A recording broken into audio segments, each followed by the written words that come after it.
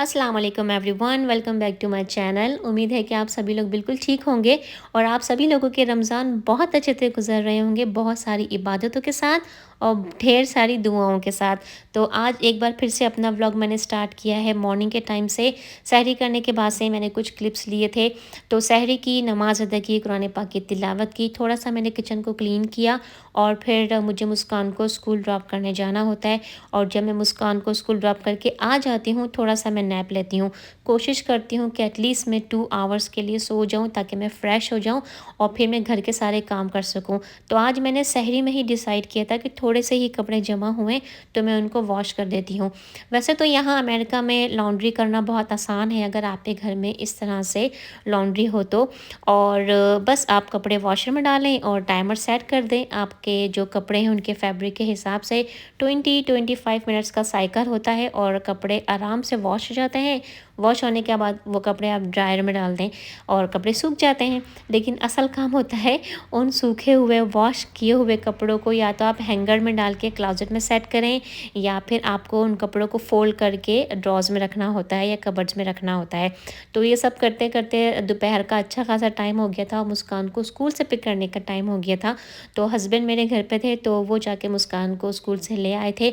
तो यहाँ पर मुस्कान भी मेरी हेल्प कर रही थी और मेरी पता है पूरी कोशिश यही होती है कि जब बच्चे घर में हों तो ही मैं लॉन्ड्री का काम करूँ ताकि वो हेल्प करें और अपने कपड़े उठा के अपनी जगह पे अपने कबर्ड्स वगैरह में रख दें। तो लकीली मुस्कान आ गई थी, उसने मेरी हेल्प की। फिर हमने ज़ोहर की नमाज़ अदा की। उसके बाद हमें जाना था कॉस्को और मैं पूरी कोशिश करती हूँ कि घर के जितनी भी ग्रोसरीज़ हैं वो मैं कॉस्को से करूँ क्योंकि कॉस्को की जो क्वालिटी होती है वो बहुत अच्छी होती है। ना सिर्फ ग्रोसरीज़ में, फ्रूट्स में, वेजिटेबल्स में, बल्कि यहाँ पे जो हाउस होल्ड का क्लीनिंग का सामान हो या फिर आप इनकी स्किन केयर देख लें या घर का जो डेली यूज़ का सामान होता है, यहाँ पे बहुत अच्छी चीज़ें होती हैं। समटाइम्स आपको क्रॉकरी बहुत अच्छी मिल जाती है, मशीनरी आपको बहुत अच्छी मिल जाती है। तो ये वाला जो सेक्शन आप देख रहे हैं ये पूरा फ्रीज़र का सेक्शन है। ये बहुत ह्यूज, बहुत बड़ा फ्रीज़र का सेक्शन है। यहाँ पे आपको बहुत सारे अच्छे-अच्छे फ्रूट्स मिल जाते हैं और फ्रेश वेजिटेबल्स आपको मिल जाती हैं। ना सिर्फ इनकी प्राइस बहुत अच्छी होती है कंपेयर टू अदर स्टोर्स, बल्कि क्वालिटी इनकी बहुत अच्छी होती है। तो पहले हम लोग कोशिश होती थी हमारी कि हम लोग वीक में 1 दफ़ा, 3 वीक्स में 1 दफ़ा आ जाएँ। लेकिन अब ज़ाहिर है अल्हम्दुलिल्लाह रमज़ान है तो डेली फ्रूट्स वगैरह हम लोग कोशिश करते हैं कि अपनी डाइट में ऐड करें।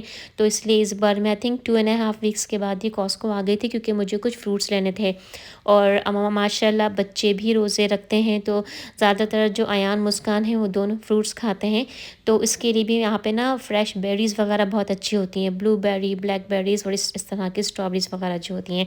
इसके अलावा यहाँ पे ना फ्रूट्स की जो क्वालिटी होती है ना कॉस्को की, वो बहुत अच्छी होती है। मैंने बहुत दफ़ा ऐसा नोटिस किया है कि अगर मैं किसी और स्टोर से फ्रूट्स वगैरह जब लाती हूँ उसी तरीके से स्टोर करती हूँ वॉश करने के बाद फ्रिज में, लेकिन वो जो फ्रूट्स जो मैं दूसरे स्टोर से लेती हूँ ना वो इतना ना फ्रेश नहीं रहता। बहुत जल्दी से ना उसमें मोल्ड आ जाती है या ख़राब हो जाता है। लेकिन कॉस्को का जो फ्रूट होता है वो बहुत अच्छा होता है और काफ़ी टाइम तक आप उसको फ्रेशली फ्रिज में स्टोर कर सकते हैं। इसके अलावा यहाँ का जो बेकरी सेक्शन है बहुत ह्यूज है, आपको बहुत ज़्यादा डिफरेंट डिफरेंट वैराइटीज़ मिल जाएंगी। और मिल्क और जो एग्स वगैरह है ना वो भी यहाँ पे बहुत अच्छे होते हैं। तो प्राइस ही बहुत अच्छी होती है और फिर ये कि बल्क में चीज़ें होती हैं, यानी कि बड़े बड़े पैकेजिंग में चीज़ें होती हैं। तो फिर बहुत जल्दी यहाँ पे आने की, आई मीन ग्रोसरी करने की आपको ज़रूरत नहीं होती। तो इस दफ़ा मुझे ज़्यादा सामान नहीं लेना था। बस ज़ाहिर है रमज़ान है तो रमज़ान के हिसाब से मुझे कुछ फ्रूट्स वगैरह या और वेजिटेबल्स यहाँ से लेने थे। इसके साथ-साथ कुछ चीज़ें ना यहाँ पे कूपन्स पे लगी हुई थी, जैसे ये लाइसॉल के क्लीनिंग वाइप्स हैं, बहुत अच्छे हैं क्लीनिंग के लिए। जब भी ये सेल में लगे हुए होते हैं, कूपन्स पे होते हैं तो मैं इनको ज़रूर पिक करती हूँ। इसके साथ-साथ मुझे कुछ योगर्ट लेना था। आपको पता है रमज़ान में योगर्ट का हम कितना यूज़ करते हैं लस्सी वगैरह बनाने के लिए, दही बड़े बनाने के लिए। और इसके साथ-साथ हम लोगों ने स्टारबक्स की जो कॉफ़ी है उसको बिल्कुल टोटली बायकॉट किया हुआ है क्योंकि हम सब जानते हैं वो एक इज़राइली प्रोडक्ट है। तो कोशिश मैं यही करती हूँ कि हम वो चीज़ परचेज़ करें, वो चीज़ हम अपने यूज़ में लाएँ, जिससे हमारे साथ-साथ हमारे दूसरे मुसलमानों को भी फ़ायदा हो।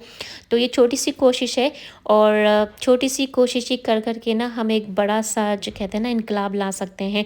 और इसके साथ-साथ ना वैसे तो रमज़ान में मैंने इतने ज़्यादा समोसे और चिकन रैप्स और ये सब चीज़ें बना ली थी। तो मुस्कान ना मुझे कह रही थी ये जो क्या इंडिया की ब्रांड है, इन्होंने हलाल मीट वग़ैरह यूज़ किया हुआ है। तो मुस्कान ने मुझे बताया कि मॉम यहाँ पे समोसे भी हैं, लेकिन हमें बिल्कुल भी ज़रूरत नहीं थी। तो मैंने खैर समोसे तो पिक नहीं किए, लेकिन आप लोगों को दिखा रही हूँ। हो सकता है अगर आप में से किसी के समोसे ख़त्म हो गए हों या किसी को और परचेज़ करने हों तो कॉस्टको में है, आप लोग वहाँ से ले सकते हैं। तो जनाब मैं इतना थक गई थी, मैं घर पर आई और सारी ग्रोसरी जो फ्रिज की थी उसको मैंने उठा के फ्रिज में रख दिया। बाकी ग्रोसरी मैंने साइड में रख दी और यहाँ पे अब मैं इफ़्तार की तैयारी कर रही हूँ। तो इफ़्तार में आज मैं बना रही थी मुस्कान की फ़रमाइश पर फ़ालूदा। उसके लिए सबसे पहले मैंने तुख मलंगा भिगो के रख दिया था और मिल्क में रूह अफ़ज़ा डाल के मैंने साइड पे रख दिया था।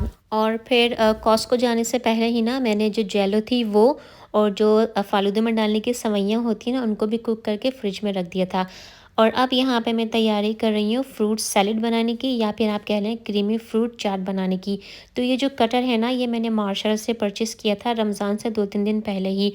एक्चुअली मैंने इसको लिया था अनियंस को कट करने के लिए, क्योंकि जब भी हम कबाब वगैरह बनाते हैं ना तो उसमें हम बहुत ज़्यादा क्वांटिटी में अनियंस कट करते हैं। तो मेरी आँखें आजकल इतनी सेंसिटिव हुई हुई हैं, जब भी मैं प्याज वगैरह कट करती हूँ तो बहुत ज़्यादा बर्निंग होती है और बहुत ज़्यादा ना आइज़ मेरी वाटरी हो जाती हैं। तो मैंने उस पर्पज़ के लिए ये कटर लिया था। लेकिन मैंने सोचा जब कटर है तो चलो इसके साथ ना फ्रूट कट करके मैं देखती हूँ कि कैसे कट करते हैं।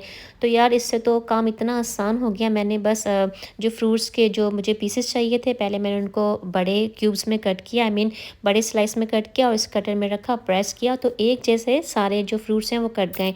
तो यहाँ पर अब मैं बना रही हूँ क्रीमी फ्रूट सैलेड। उसके लिए मैंने अपनी चॉइस के हिसाब से फ्रूट ले लिया था, साथ में मैंने डाला है योगर्ट, सावर क्रीम डाली है, प्लेन मेयोनीज़ डाला है, थोड़ा सा मैंने कंडेंस मिल्क डाला है और थोड़ी सी मैंने शुगर भी डाली थी। और बहुत मज़े की फ्रूट चाट बनी थी ये और बहुत सिंपल सी रेसिपी है, आप इसमें बहुत ज़्यादा वेरिएशंस कर सकते हैं। इस बार ना मैंने बिल्कुल सिंपल और प्लेन तरीके से बनाई थी, लेकिन इंशाल्लाह जब मैं नेक्स्ट टाइम बनाऊंगी ना तो मेरे माइंड में है कुछ ऐसे आइडियाज़ जिसको फॉलो करके ना हम इस क्रीमी सैलेड को या क्रीमी फ्रूट चाट को और ज़्यादा फैंसी और मज़े का बना सकते हैं। तो जब नेक्स्ट टाइम बनाऊंगी ना तो फिर आप लोग के साथ उसकी रेसिपी भी ज़रूर शेयर करूँगी। इसके साथ साथ जो सारे जो मैंने समोसे बना के रखे थे, रोल बना के रखे थे, फ्रीज़र से मैंने निकाल के उनको थोड़ी देर के लिए बाहर रख दिया था ताकि वो डिफ्रोज़ हो जाएँ। और साथ साथ जितने बर्तन निकलते जा रहे थे ना मैं उनको साथ साथ वॉश करती जाती हूँ, क्योंकि इस तरह से किचन भी क्लीन रहता है और फिर इफ्तार से पहले या इफ्तार के बाद ना बहुत ज़्यादा बर्तन जमा नहीं होते। वैसे तो मेरे पास डिश वॉशर है लेकिन मैं उसे यूज़ नहीं करती हूँ, क्योंकि मेरी आदत ही नहीं है कि मैं सारे बर्तनों को पहले ढेर सारे बर्तनों को जमा करूँ, उनको रिंस करूँ और फिर मैं डिश वॉशर में डालूँ। तो बस जैसे जैसे बर्तन मैं यूज़ करती रहती हूँ उनको मैं वॉश करके साइड पे रखती रहती हूँ।